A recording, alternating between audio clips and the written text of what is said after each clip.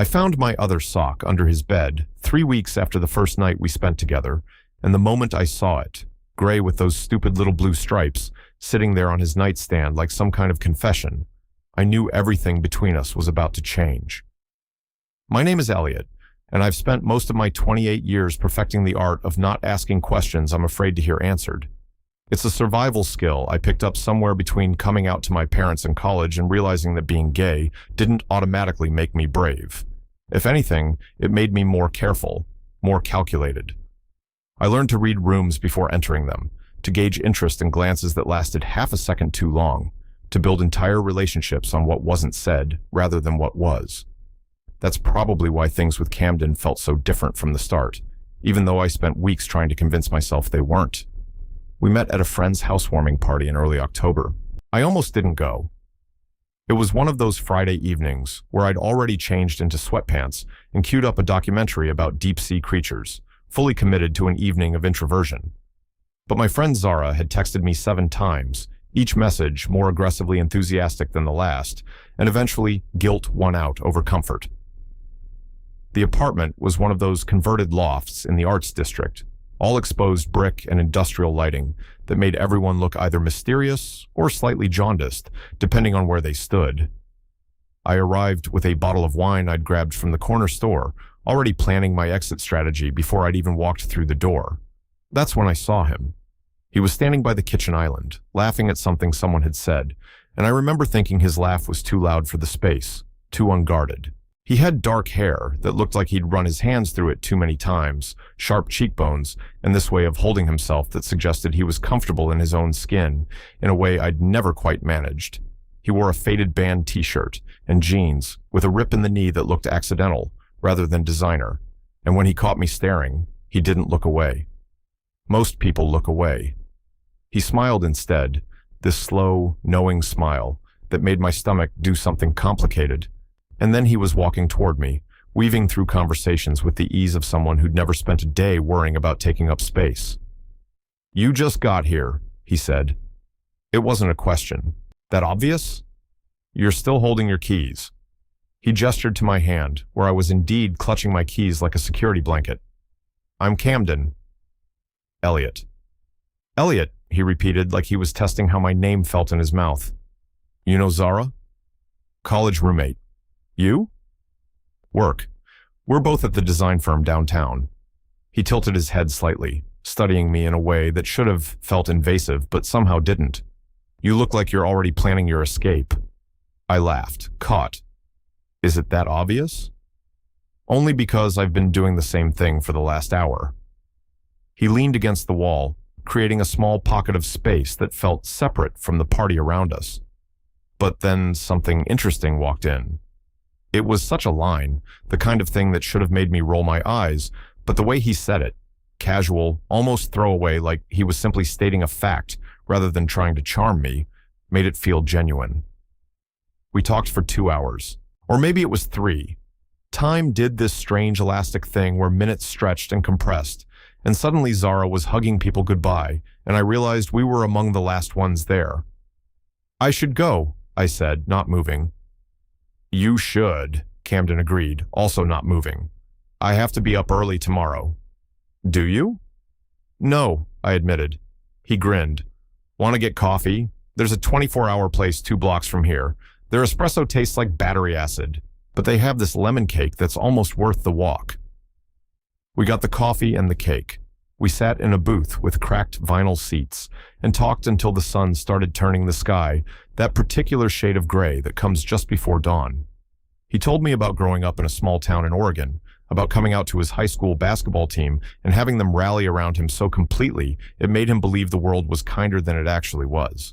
About moving to the city for design school and slowly learning that kindness was more complicated than he'd thought, more conditional. I told him about my job as a technical writer, about how I spent my days turning complex engineering concepts into comprehensible language, finding strange satisfaction in building bridges between confusion and clarity. About my tiny apartment with the broken dishwasher and the view of a brick wall. About how I'd spent most of my 20s in relationships that felt like rough drafts, never quite getting to the final version. Maybe you were just with the wrong editors, he said. When he walked me to my car, the city was starting to wake up around us. Delivery trucks rumbled past. A jogger with a golden retriever nodded as they passed. The air smelled like rain, even though the sky was clear. "Can I see you again?" Camden asked, his hand resting on my car door. "Yeah," I said. "I'd like that." He kissed me then, soft and brief, like a question mark rather than a period. When he pulled back, he was smiling. "Good," he said, "because I'm not done talking to you yet." We started seeing each other regularly after that. Coffee dates that turned into dinner dates that turned into long walks through the city where we'd stop to look at street art or watch buskers or simply stand on bridges watching the river move beneath us. He'd take my hand without asking permission, threading his fingers through mine like it was the most natural thing in the world, and I'd feel something in my chest loosen, some knot I hadn't realized I'd been carrying. But we didn't sleep together, not at first. It wasn't intentional exactly, more like we both kept pulling back at the last moment, finding reasons to say goodnight at his door or mine. I told myself I was being careful, taking things slow, but really I was terrified, because Camden was starting to matter in a way that felt dangerous. He was becoming someone who could actually hurt me. The first night we spent together happened almost by accident.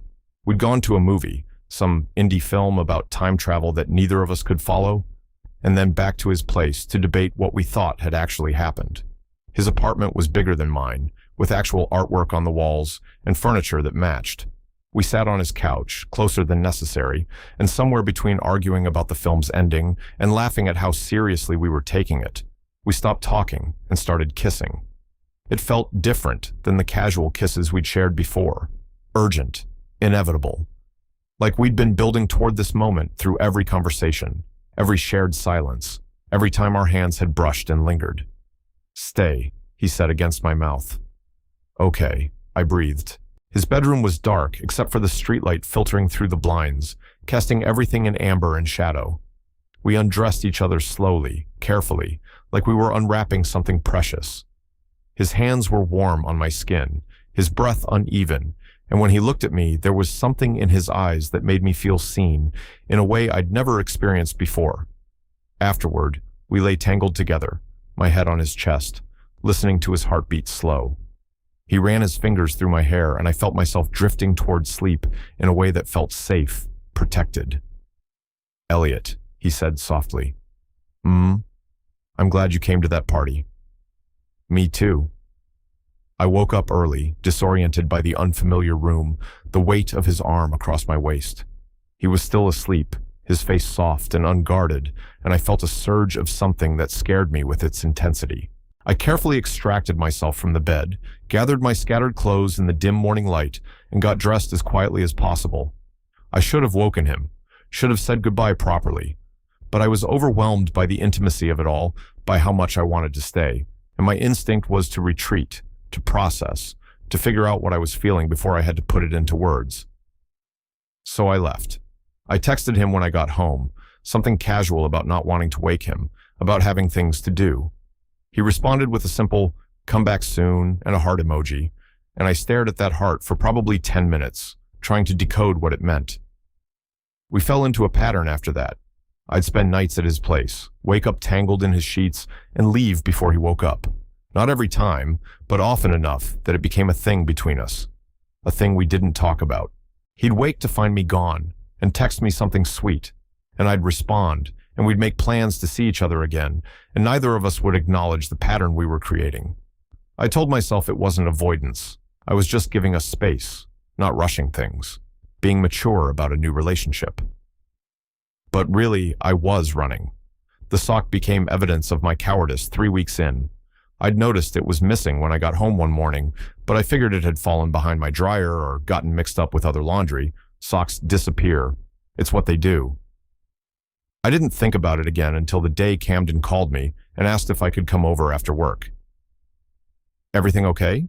I asked, hearing something in his voice I couldn't quite identify. "Yeah, just want to see you."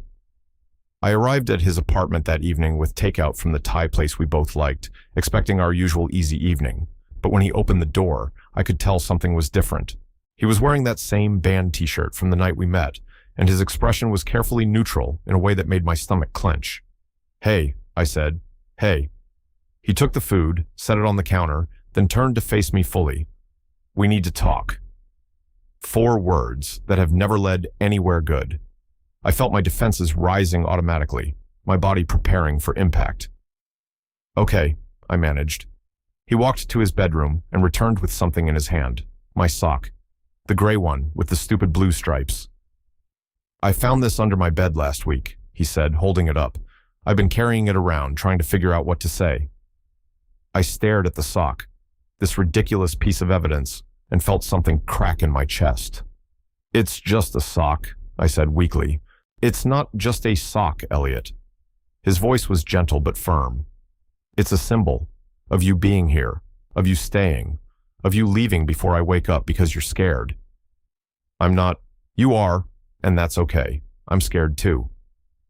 He set the sock down on the coffee table between us like it was a piece of crucial evidence in a trial. "But I need to know if you're running away from me or towards something else, because I can't keep doing this if you're going to keep leaving." The apartment was very quiet. I could hear the refrigerator humming, someone walking in the apartment above us, the city breathing outside the windows. "I don't know how to do this," I said finally, my voice barely above a whisper. "Do what?" "This. Us. Let someone in this much." I sat down on the couch, suddenly exhausted. Every relationship I've had before has felt like I was playing a part, like I was being the person they wanted me to be. And with you, I can't do that. You see me too clearly, and that's terrifying. Camden sat down beside me, not touching, giving me space to continue. "When I wake up in your bed," I said, "I feel so much, too much.